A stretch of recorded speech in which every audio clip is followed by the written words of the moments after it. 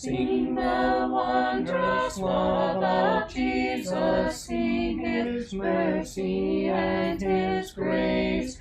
In the mansions bright and blessed, He'll prepare for us a place. When we all get to heaven, what a day of rejoicing that will be when we all see. Genesis chapter 30 and verse 25. I want to just kind of remind you of these things. He has left. Let's see. This area down here in Canaan, and he has traveled all the way back here into Mesopotamia to Haran, where his mother's family is from. How long has Jacob, at this point in our study, how long has Jacob been in Haran?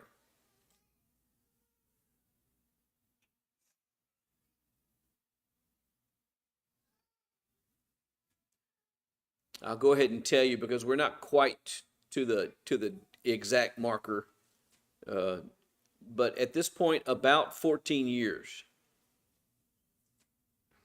is how long he's been there.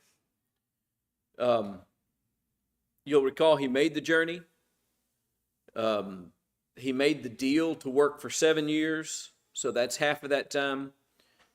It has apparently been about 7 years since then when Joseph is born. And so we're at roughly 14 years that he has been in Haran. And so that's kind of where we're at. And that means that his bargain with Laban has completed. He has finished his service to Laban. And that is what gives rise to the things that we'll be looking at to begin this evening. Verse 25 of Genesis 30 says, when it came about when Rachel had borne Joseph, that Jacob said to Laban, send me away that I may go to my own place in my own country. And so his 14 years of labor have been completed apparently at this point. And so he says, okay, it's time for me to go. Give me my wives and my children for whom I have served you, and let me depart. For you yourselves know my service which I have rendered you. But Laban said to him, if now it pleases you, stay with me.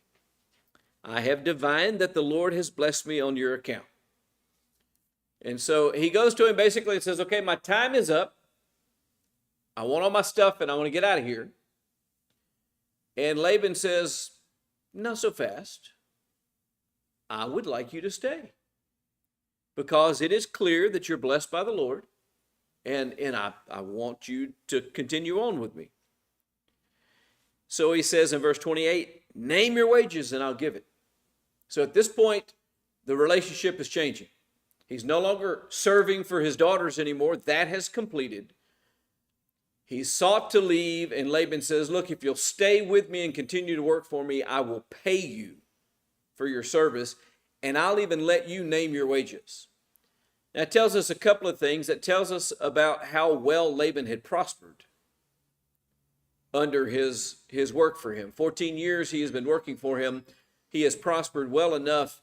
He doesn't want to lose that. And so he says, just name your price. He said, you yourself know how, this is verse 29, you yourself know how I've served you and how your cattle have fared with me. For you had little before I came, and it has increased to a multitude. And the Lord has blessed you wherever I turned. But now, when shall I provide for my own household also? And so his response to that is, well, look, you know what I've done for you, and you know how much you have prospered as a result of my having been here. But when am I going to get to earn something for my own family? He says, verse 31, what shall I give you? Jacob says, you shall not give me anything If you will do this one thing for me, I will again pasture and keep your flock. And so here's where the bargain is about to be offered. Let me pass through your entire flock today, removing from there every speckled and spotted sheep, and every black one among the lambs, and the spotted and speckled among the goats, and such shall be my wages. Now, this is somewhat significant because generally speaking, black sheep are the rarer of the sheep, and the speckled and spotted goats are also the rarer. So he's not asking for most of what he has, he's asking for a small percentage of what he has. He says, so my honesty will answer for me later when you come concerning my wages. Every one that is not speckled and spotted among the goats and the black of the lambs, if found with me, will be considered stolen. And so basically he says, look, you can come back and check, and there's not a time frame given here, but at the end of the year, let's say, and any of them that are among my herds that are not black among the sheep, or that are not speckled among the goats, you can take for your own. Laban said, good, let it be according to your word. Now, is Laban always on the up and up? No.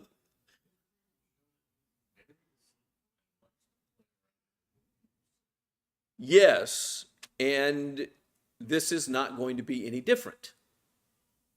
In fact, the remaining time that he spends in Haran, we're going to find out at the end of this story, Laban changes the rules all the time. It's kind of like playing a game with my two older boys. But anyway, Laban says, well, that's a good deal. Okay, I'll accept that. But then it says in verse 35, he removed on that day the striped and the spotted male goats and all the speckled and spotted female goats and every one with white in it and all the black ones among the sheep, and gave them to the care of his sons. And he put a distance of 3 days' journey between himself and Jacob fed the rest of Laban's flock. So he says, oh, okay, that's a good deal. We'll do that. But before Jacob could go and take them, he went and took them all, gave them to his boys, sent them 3 days away, and then let Jacob begin to take care of his flocks that now had no black sheep and no speckled or striped goats.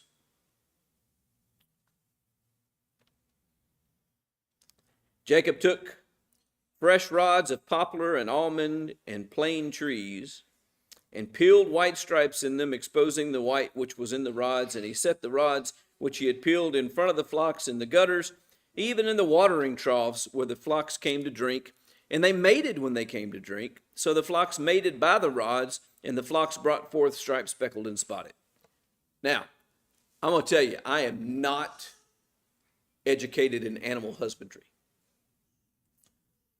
But I have never heard of this as a method of getting a particular type of outcome. I don't think the rods had a thing to do with it. There's no indication in the text whether he was told to do this by God or if he just did it of his own volition. The only thing it could have had to do with it is if God had told him to do it. But I don't think this has anything to do with the outcome. I think every part of this outcome is a blessing by God. I want to make that perfectly clear. If this worked, it would still be used today. The flocks mated by the rods, the flocks brought forth striped, speckled, and spotted. That's what verse 39 says. Jacob separated the lambs, made the flocks face toward the striped and all the black in the flock of Laban, and he put his own herds apart. He did not put them with Laban's flock. And so as these are born, he separates them, and he keeps two distinct flocks, those for Laban that he takes care of, and his own. Moreover, it came about whenever the stronger of the flock were mating, that Jacob would place the rods in the side of the flock in the gutters so that they might mate by the rod. What's the point of that? He wanted stronger offspring. And so when the stronger of the herds came, well, that's when he wanted them to bear his animals. Well, yeah, sometimes. But when the flock was feeble, he did not put them in. So the feebler were Laban's and the stronger were Jacob's. Some people might say this is turnabout as fair play, but probably wasn't completely on the up and up, because it does tell us that his motive was to get Laban to have the feebler flocks and him to have the stronger flocks. So the man became exceedingly prosperous. Now, this is a significant statement that's being made. We just observed that black sheep are rare, that the spotted and striped goats are rare. But in this case, more offspring are being born black among the sheep and spotted, speckled, and striped among the goats than what would be normal, so that he became prosperous.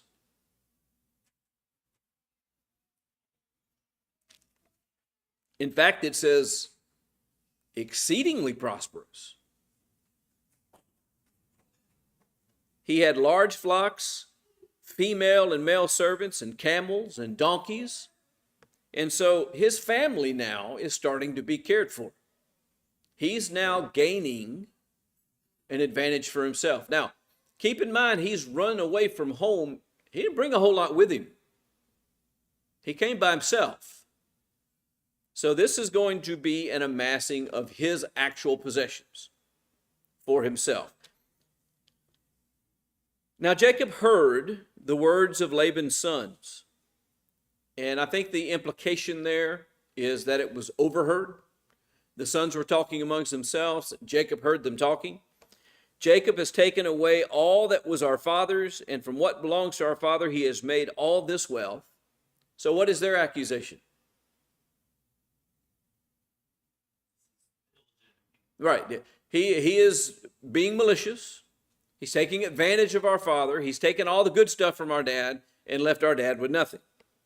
He's gotten all his wealth off the back of our father. And by the way, why would the sons be talking about that? And they're the ones that are going to inherit it.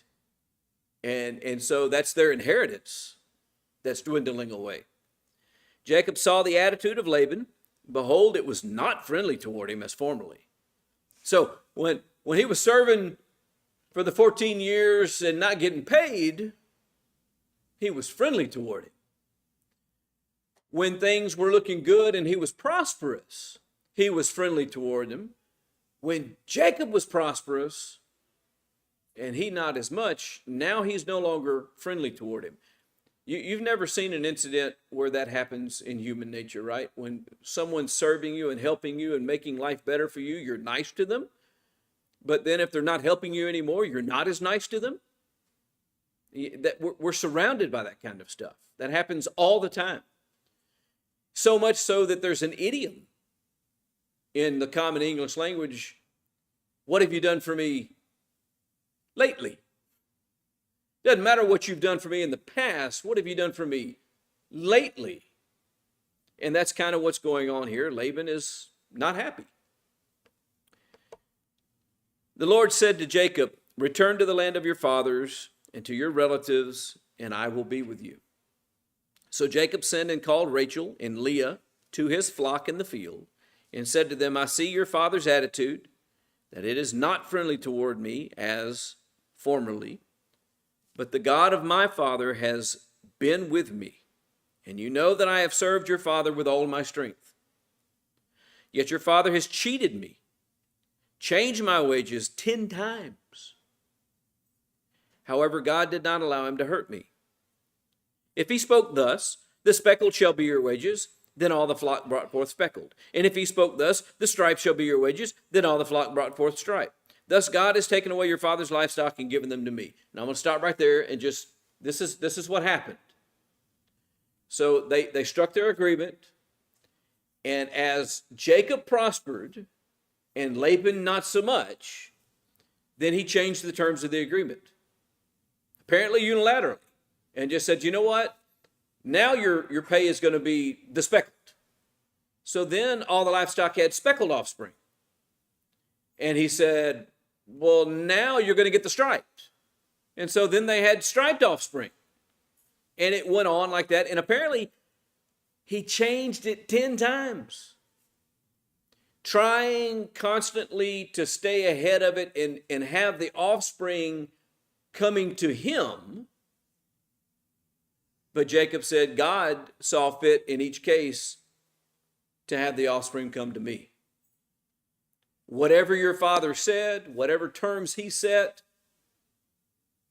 God made certain that all the offspring came to me. It came about at that time when the flock were mating that I lifted up my eyes and saw in a dream, and behold, the male goats which were mating were striped, speckled, and mottled. Then the angel of God said to me in the dream, Jacob. I said, here I am. He said, lift up now your eyes and see that all the male goats which are mating are striped, speckled, and mottled, for I have seen all that Laban has been doing to you. So God is communicating to him, I have seen the unfair treatment that Laban's given you, and I'm taking care of you. I am the God of Bethel, where you anointed a pillar, where you made a vow to me. Now arise, leave this land, and return to the land of your birth. And so you see there's a change between 13 and verse 3.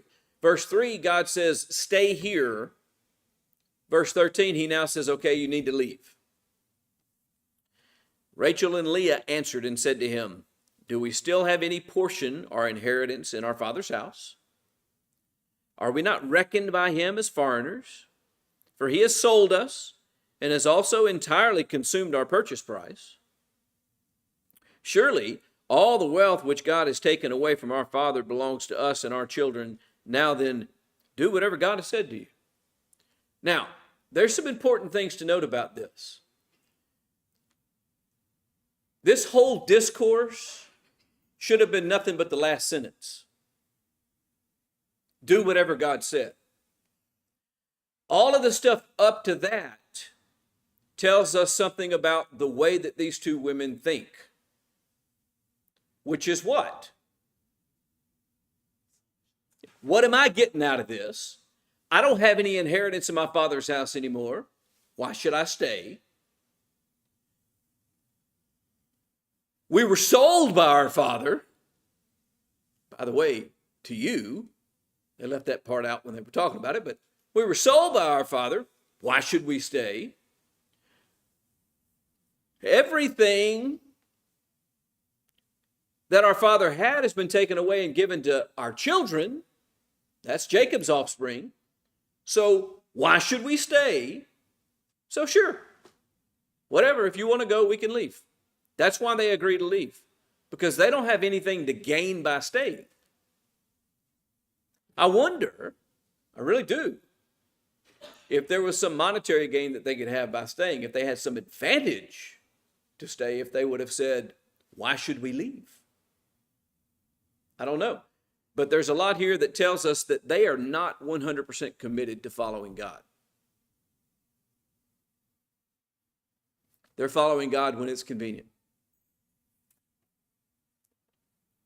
Jacob arose and put his children and his wives upon camels, and he drove away all his livestock and all of his property which he had gathered, his acquired livestock which he had gathered in Paddan Aram, to go to the land of Canaan to his father Isaac. When Laban had gone to shear his flock, and Rachel stole the household idols that were her father's. I'm going to stop right there.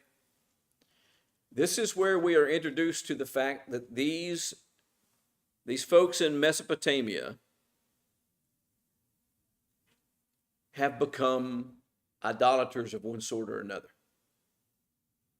Okay, they know about the God of heaven. I'm told that Yahweh is even the name that's used in this text when Laban is talking about him. So they know about the God of heaven and the God who would become the God of the Jews once he creates that nation. I don't know if these idols are just graven images to represent that God, or if it is other gods, but they already have idols among them. Laban has these idols in his house. So Rachel has been influenced by this enough that when she leaves her father's house, she thinks it's important to do what? Take the idols with her. This is another indication that she needs something besides her husband's God. So she takes the idols with her. Jacob delivered Laban the Aramean, deceived Laban the Aramean by not telling him that he was fleeing. Okay, so here's a little deception that goes on. He doesn't go to Laban and say, I'm leaving. He just packs up all of his stuff and leaves. So he fled with all that he had. By the way, that does present a problem, because in just a few verses we're going to find out Laban discovers that his idols are missing. And Jacob has left without saying anything. And so what is the assumption now? They were stolen. By the way, they kind of were by Rachel, but not by Jacob. But it creates a problem for him. Instead of just going to Laban and say, all right, you know what, I've served you, I'm done. I'm taking my stuff and going home.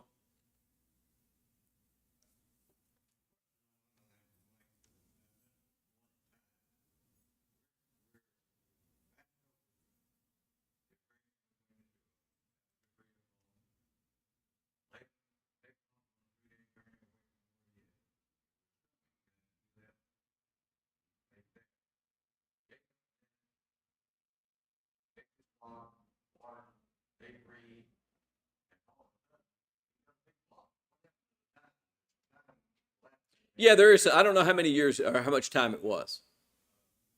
You know, we don't exactly have a marker for exactly how much time passed.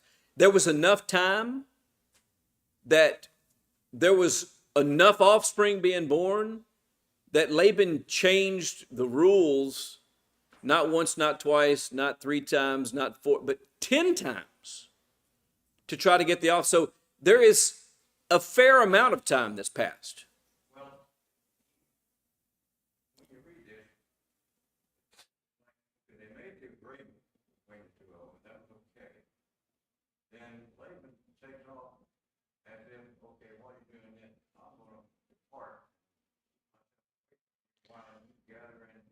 Well, yeah, what he was really doing was clearing out his herds of the ones that Jacob could claim before Jacob could get to them.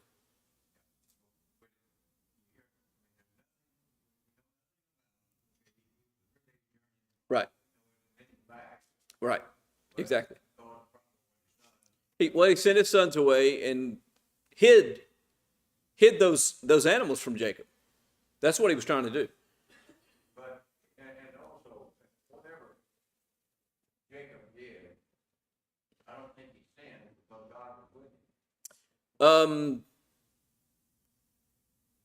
I understand what you're saying. I don't think the deception was right. And it uses the word he deceived him. However, God is blessing him, and ultimately he's actually doing what God told him to do.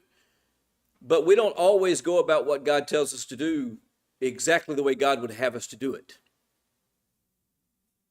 And I think that is part of the lesson here.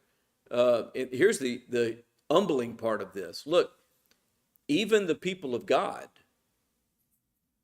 from time to time, insert their own will into the process. And basically, I think what Jacob was trying to do was protect himself and his family. I think he was afraid that if he talked to Laban, that Laban would abuse him again by taking or not letting him take his flocks. And so he was trying to get out of there with all of his stuff before it was taken. But what it ends up doing is making him look guilty when something of Laban's actually turns up missing. And by the way, Rachel's going to be deceptive here in a couple of minutes too. There's just all kind of hinky stuff going on. And by the way, how long has Jacob been living among these idolaters?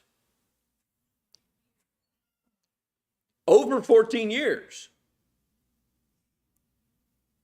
Presumably a number of years over 14 years. And so evil companions corrupt good morals. Read that somewhere. Seems like it's in the 1 Corinthians letter.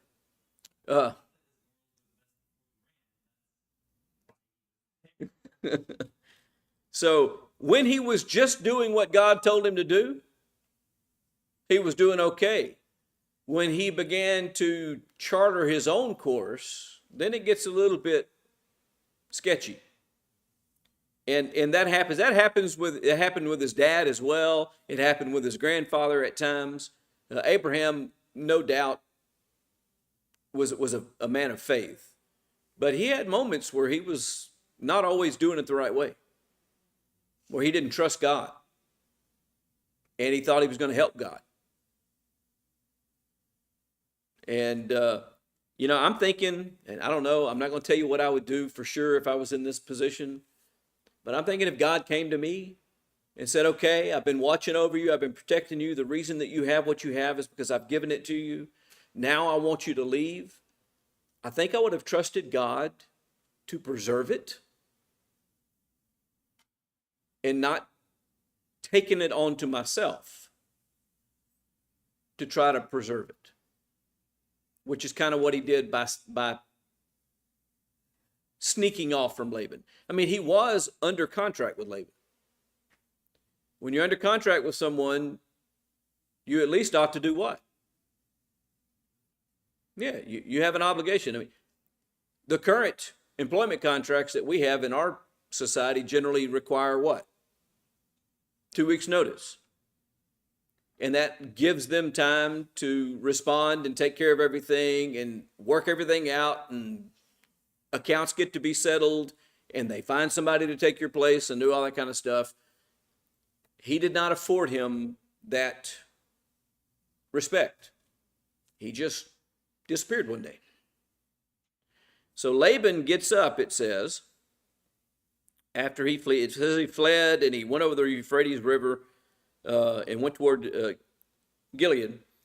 And when it was told Laban, verse 22, on the third day that Jacob had fled, so he's been gone for 3 days at this point, that he took his kinsman with him and pursued him a distance of 7 days' journey. So he's 3 days ahead. It's apparently 7 days before Laban can catch up with them. He overtook him in the hill country of Gilead. God came to Laban, the Aramean, in a dream of the night and said to him, "Be careful that you do not speak to Jacob either good or bad." Laban caught up with Jacob. Jacob pitched his tent in the hill country, and Laban with his kinsmen camped in the hill country of Gilead. Then Laban said to Jacob, "What have you done by deceiving me, carrying away my daughters like captives of the sword?"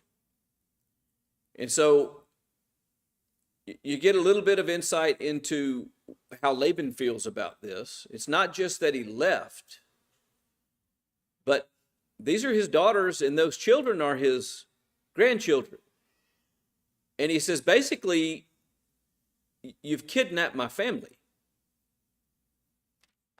Why did you flee secretly and deceive me?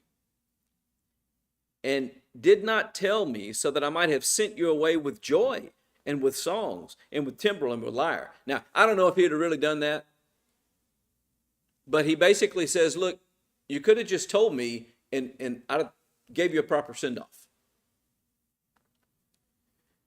Did not allow me to kiss my sons and my daughters. Sons and daughters there, he's talking about his grandsons and daughters.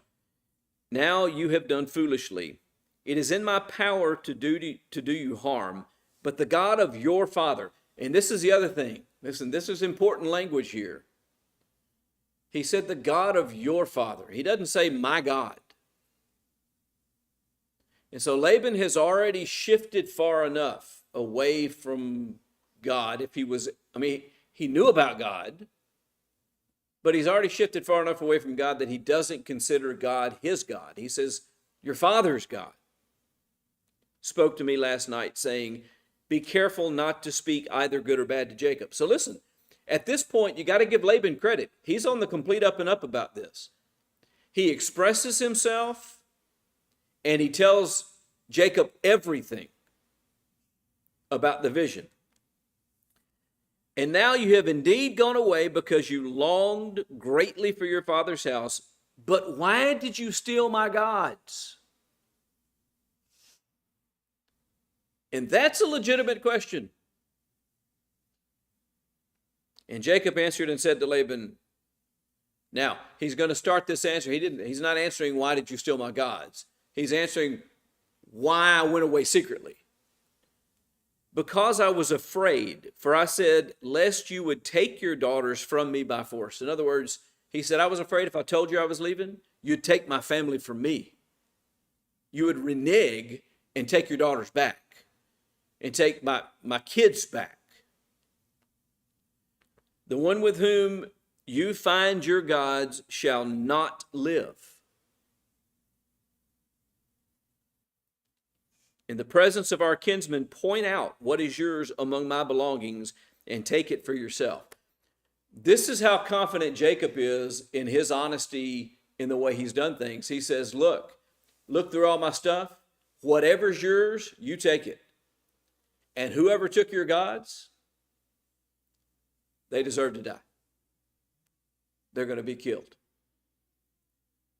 Did he know what he was saying? See, he was actually convinced that no one took anything. So that's kind of a rash statement to make. But had it come out, who would have been put to death? Rachel would have been put to death. That would not have been what he wanted. So we need to be careful about what we say. Again, even godly people make foolish, rash promises and statements from time to time. In the future, there's going to be a judge who does that. Peter makes some rather rash proclamations that don't think through and that don't consider everything. And Jesus has been teaching him, for instance, that he has to go and he has to die. And Peter essentially says, I'm never going to let that happen. And Jesus has to say, get behind me, Satan, for you're trying to thwart the will of God. Now, Peter would never have wanted to thwart the will of God, but he wasn't thinking through what he was saying. He was just reacting. And so we have to be careful. And even someone like Jacob,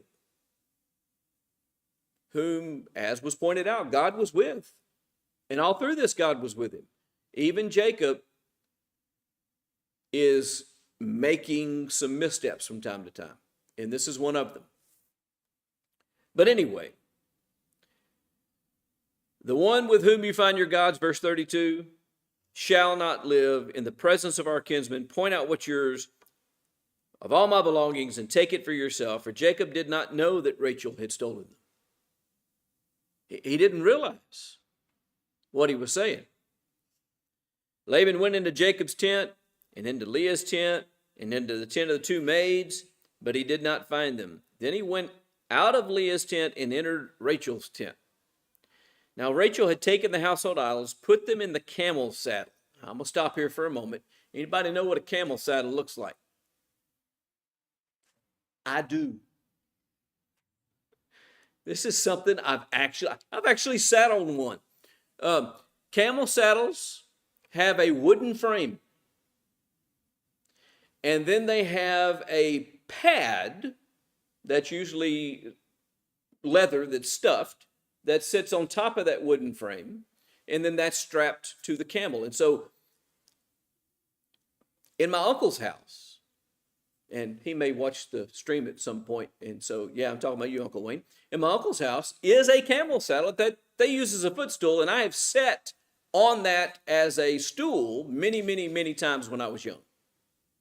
And so That's what she does here. She takes his camel saddle, and she's going to use it as a stool. What verse was that I stopped?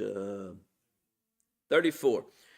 She had taken the household idols, put them in the camel saddle, and she sat on them. And Laban felt through all the tent, but he did not find them.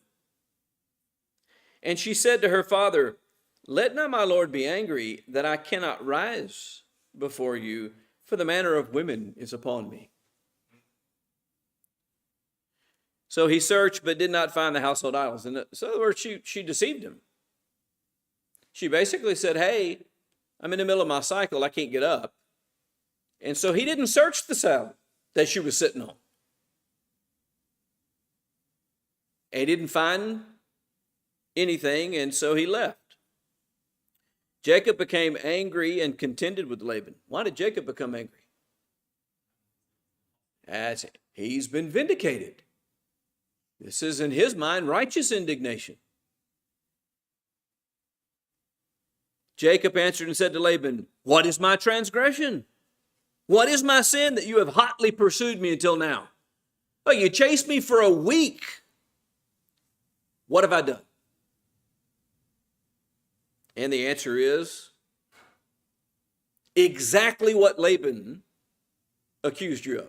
You did everything that he accused you of. You took them and you ran off at night and you didn't tell him, and your household gods were taken as well. So really everything that Laban is accusing him of did in fact happen, but Jacob is now angry because he feels vindicated.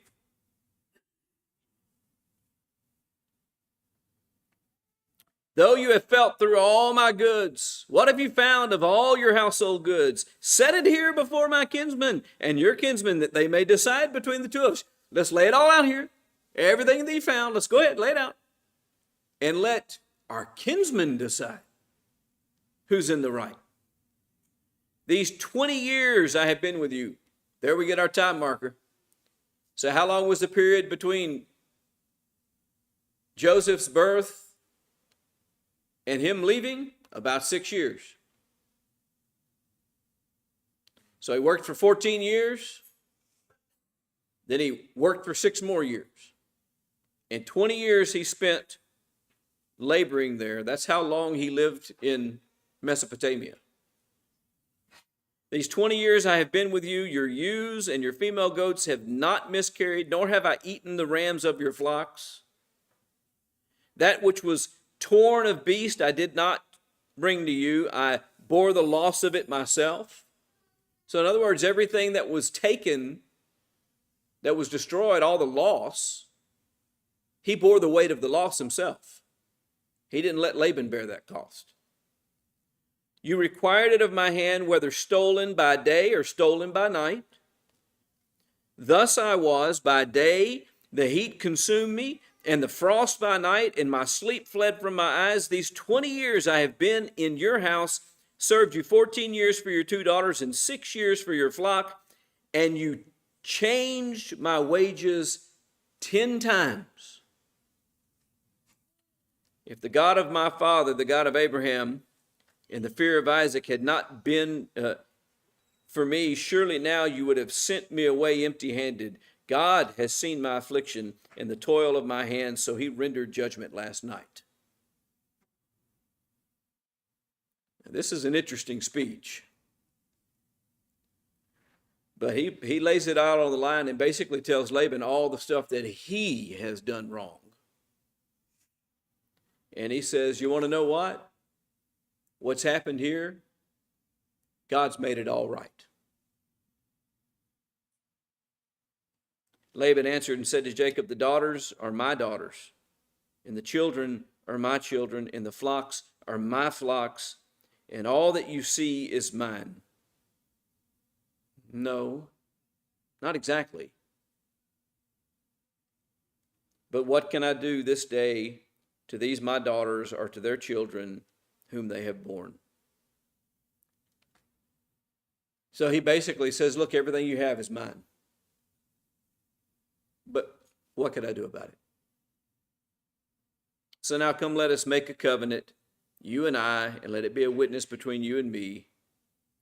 And Jacob took a stone and set it up as a pillar, and Jacob said to his kinsman, and I'm going to stop because we really need to go to the end of the chapter and we don't have time. There's all kind of issues here, and we see all kind of stuff going on that is real common to human interaction. Laban feels like he's being cheated. Jacob feels like he's being cheated. Everybody is upset with everybody else. And what would have solved all this? If he had just stuck to what God told him to do. Yes, ma'am.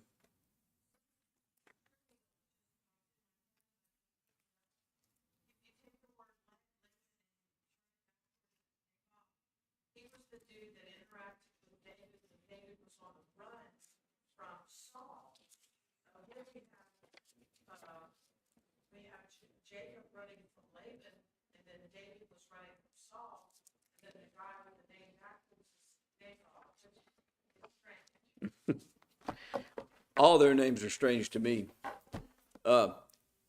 Anything else before we dismiss? All right, Lord willing, we'll pick up next time, chapter 31, verse 44. Sing the wondrous love of Jesus, sing his mercy and his grace. In the mansions bright and blessed, he'll prepare for us a place. When we all get to heaven, what a day of rejoicing that will be. When we all see Jesus, we'll sing and shout the victory.